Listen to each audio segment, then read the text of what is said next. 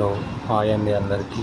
ఈరోజు మనకు పూజా రూమ్ ఒక డిజైన్, అంటే పూజా రూమ్ లోపల టాప్లో వచ్చే రూఫ్ డిజైన్ ఒకటి ఇచ్చారు, శ్రీచక్రం టైపు. అది ఫస్ట్గా ఇలా ఆర్ట్ క్యామ్లో డిజైన్ చేసుకొని మనము, ఇది 2D అండి. 3D చూశారు కదా, ఇది 3D కంటే 2D చాలా డిఫికల్ట్. కటింగ్ అయ్యేటప్పటికీ చాలా కష్టం, నిదానంగా కట్ చేయాలి. WPC పైన ఉంటుంది.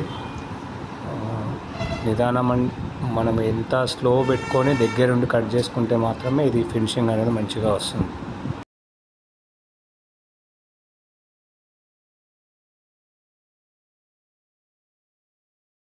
మీరు చూస్తున్నట్టయితే ఇది నేనే దగ్గరుండి స్లోలో పెట్టుకొని కట్ చేసుకుంటున్నాను. ముక్కలు ముక్కలుగా ఉంది, మొత్తం ఫ్రేమ్ టైప్ ఉంది.